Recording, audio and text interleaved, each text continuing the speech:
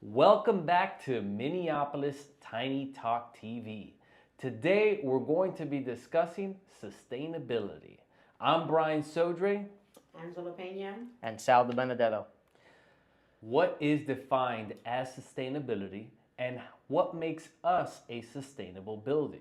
Before we get into that, let's recap what happened this week. Sal, what did we do this week? What was so much fun that everybody must hear about? Yeah, I'm so glad you brought it up. So we attended Big Cypress National Preserve. The superintendent was kind enough to host us out there for the day. He gave us a tour of a little campground with the potential to put some tiny homes up. That was so much fun. Yeah, it was. He took us out on some UTVs, gave us a tour of the trail, and great hospitality. And we just want to thank him for doing that. And what we discussed was essentially, aside from affordable housing, they're having a tough time offering a place for these volunteers or workers to stay in because of the affordability of homes. So they're looking to build a tiny home community, in other words, where they'll utilize it when they need to for their purpose to maintain and preserve the park. But at the same time, when it's not being used, it'd be open to the public for utilization, which I think is freaking exciting. Yes, and I want to touch on one of the reasons he reached out to us is because it's kind of a unique situation they have. You know, they have a lot of palm trees, or I'm sorry, just regular trees in general. They probably have they're probably spaced out about 20 feet, and they have like basically RV pads right now. So a lot of builders wouldn't be able to build in that area without tearing all the trees out. But us as a sustainable builder, we have systems and processes in place to where we could put potentially some of these tiny homes up, leaving those, nice mature trees and leaving the whole nature aspect of why people would visit there in the first place. I think he loved the fact that we were sustainable builders, and that's what we're going to dive into today. The fact that we provided the small footprint homes at a more affordable cost, offering sustainable factors, incorporating everything that the park has to offer. So all good things, and I think it's a perfect merger there when it comes to a company like ours within a federal preserve like Big Cypress. That's a really big park. How big was the park? I've heard probably thousands and thousands of acres at least. I think it was like 730,000 acres. Wow. So why don't you just tell me a little bit more, what would you consider sustainable housing? I'm glad you asked. So part of the sustainability aspect is the type of structural materials that you're using and everything that goes inside of it, the amount of waste that we have, and the different aspects used that I loved was creating a historical, what do you say, historical Structure? Yeah. I think what I loved most about what the superintendent for the park was when he said, we want to build something that lasts years to come for future generations to take advantage of. And if it is made a historical structure, it won't be a hassle for the next guy to maintain it. Right. And in essence, we'd be around forever. That means leaving a legacy. Leaving a legacy. I love that. And when we were out there, we also had the team at Printera come out and also give them an example, take some samples. And what is one cool thing that the 3D concrete printing offers that is, an interesting thing for the environment? Carbon capture, the fact that the way that they mix the concrete and the materials that they mixed with it allow it to capture the CO2 in the air. We're having a huge problem right now where we're letting off a lot of carbon dioxide. And to build a structure that absorbs that CO2, we're solving multiple problems: affordable housing, sustainable housing, eco-friendly. Let's save our universe. Right. I love that. Typically, any house you build, you got to bring all this material, chop it up, build it, and then all the extra crap gets thrown away. Prefab, there's zero waste. I was going to say, why don't you tell me a little bit about that? Because you have about what? Let's talk. That you have mentioned in previous conversations that I've heard you say that obviously for every skill man trade, only 5 are able to meet the the supply and demand on building these homes, right? And so you're saying for every 50 people that are retiring, only 5 are applying for that position. Right. So we're, as technology, and we're growing and becoming eco-friendly and minimizing and all that stuff. Can you tell us a little bit about of how the product is made? Sure. Anything that's prefab really boils down to how it's planned out. When they plan a job correctly, it reduces the waste significantly. And this plays a big role in the 3D concrete printing, structural insulated panels, insulated concrete form, where we can utilize these structural components by significantly reducing the waste and allowing non-skilled laborers, which sounds horrible in construction. Like, who wants non-skilled laborers in their builds, right? It's not like that. It's just there's particular trades right now in standard construction, right? In order to do this standard construction, you need to have a very skilled training to do standard construction now. Absolutely. Because people aren't getting into this industry, what happens there? These skilled laborers are charging more money because everybody needs them, because everybody's building the same way. Because we incorporate prefabrication, that's a lot easier to assemble, kind of like a Lego build. You built a Lego block before? Yes. Bought those for your kids? I love those. And another thing, bringing up sustainability, especially in this use case where they would potentially be using it for a lot of employees, so a lot of in and out of the houses. If we went the 3D concrete printing route without having the need to put sheetrock up, the exterior walls would be a lot more durable, and in turn will be less maintenance when people come in and out, just, adding to that sustainability, the long-term factor, that structure. Right, and to add to that, something like air conditioned units. When you have a structure that has a high R value, again, high insulation value, it's sealed well, you have less waste of energy. That AC unit that's cooled a normal house right now, because of the way the build is totally wasted energy. By having a good solid structure that's energy efficient, you can put a smaller AC unit, which in turn absorbs less energy, and because it's controlled in every room individually, you don't have to spend a ton of electricity cooling your entire house. So you're saying that it's going to be very cost effective and sufficient and in the bill, right? So versus getting that $500 light bill, I might just get a $200 light bill, right? Because even less it's than that. Energy efficient and things like that. So clients are looking for savings, right? Clients are looking to maximize their dollars. Right. And so I believe that, Minneapolis has that available. And that's why I feel like this is going to be a great opportunity for homeowners that want that home, that first-time home that's affordable, excellent quality. So I'm super excited. Yes. I'm super excited. I think we're all excited. When you have less tradesmen on a job site, not only because it's a smaller footprint, but also because we're condensing multiple trades into one product, what does that mean? That means less people are driving out to our job sites, polluting our air with carbon emissions, right? Absolutely. That's another form of sustainability. Would you agree? Yes, definitely. Yeah, now we all know that we have to be more mindful of our future and the energy and everything that is coming with, for the future for our children, recycling, everything, all that eco-friendly. So I say that obviously, quality over quantity is definitely going to be a key factor, and you're offering quality work. Right. Yeah, so if somebody purchases one of these homes and they want to furnish it, it's so easy to get carried away, because I've seen people who purchased a new construction Pulte home, for example, 2,500, 3,000 square feet. They probably spent over $100,000 on furniture, easily.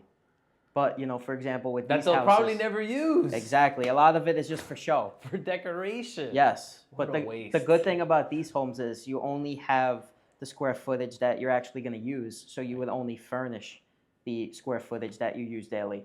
For example, the living room, kitchen, and bedroom. Right.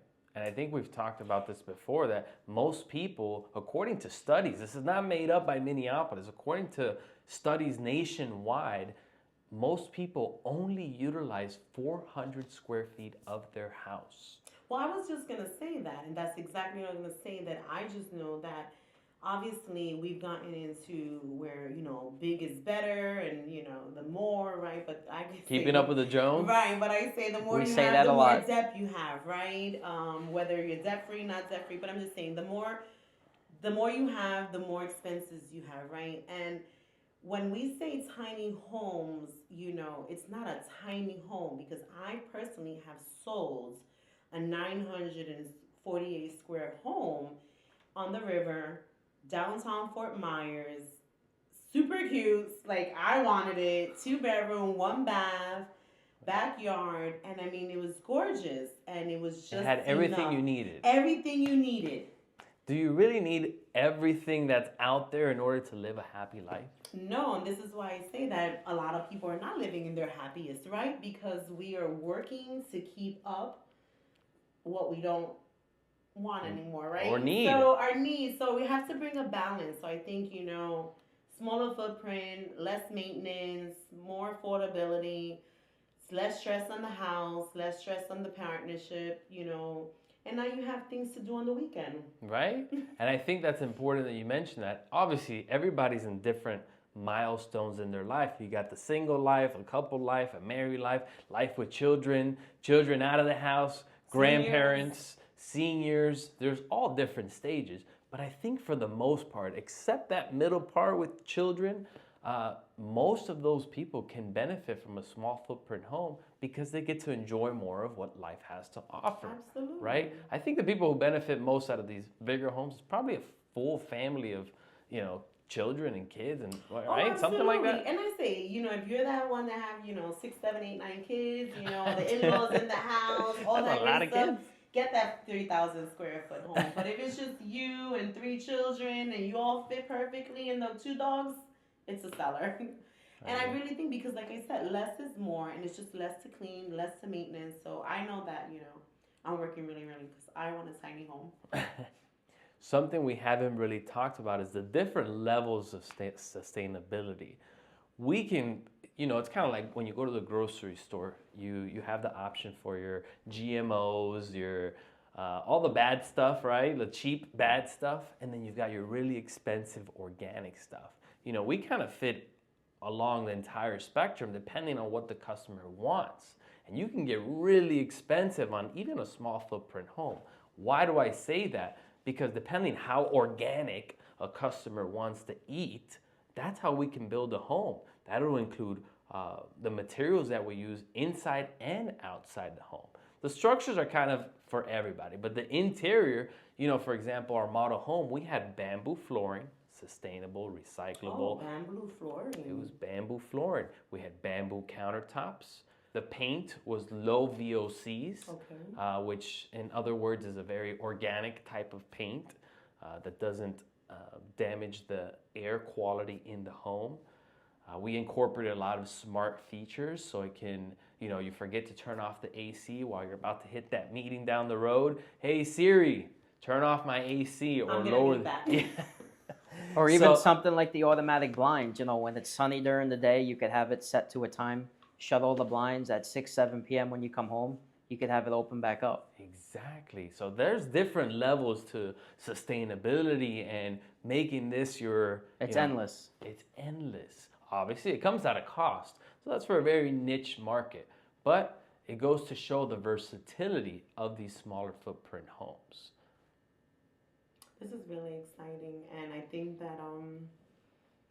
once we have that model here in Lee County, in a couple of weeks, couple of months, because we're calling it into fruition, and people can actually see and touch and feel the product, it's going to be like, oh, I want one of those. Because it's like, once we really explain, that it's an excellent product, it's hurricane, category 5, it has everything that you need and at an affordable price.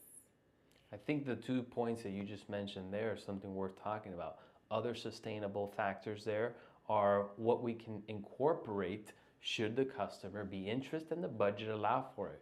Community gardens, rain catchment systems, gray water recycling. Have you heard of gray water before? No, tell me a little Gray No, water. tell us about So it. you wash your hands, you take a shower. In a sense, recyclable water. Now, we wouldn't technically recycle it and shower with the same stuff because there's got some components to it that we don't want in our bodies, right? Okay. But we could flush the toilet with that. We can water our garden with that. That is gray water recycling. Similar to, right now, a lot of people use what they refer to as non-potable water. Okay. Have you ever seen people water their lawn and it smells a little like eggs? Yes. That's non-potable water. That is a type of recycled system that allows water to be less wasteful. Interesting. Very much interesting. You know, for those first timers that really are like, you sure that's gonna hold up tight? You know, it's a tiny home. How do you reassure them to say it's gonna hold up? The Cat 5 is not taking it. So wastefulness has many different definitions when it comes to building homes. Aside from the way that you build it, the emissions and the wastefulness of people that don't necessarily need to be there to do the job, but the wastefulness also ties into the longevity of the structure. If you have a structure that only lasts 10, 20, let's even 50 years, to us that may be a lot because we may not be around in 50 years. But generations to come, that's still considered wasteful. If you're not building structures that can essentially live a lifetime. I mean, look at places like Rome and all these other wonderful places that they have the same structures for hundreds of years. That is not wasteful. And that's an excellent point that you say, because other people in other countries, like those buildings are 2,000-3,000 years old, right? You know, obviously it's historical and things like that. And that's definitely not being wasteful, because if you really look at the landfills, I mean, it was really, really sad to see when we had Hurricane Ian, how wasteful, you know, I mean, the amount of waste, you know, like things that, you know, people you'd never use in 10 years, you know, and it was just all on the curb, and it's like, wow, where does that all go, you know? So I think we just really needs to be a little bit more mindful. Right.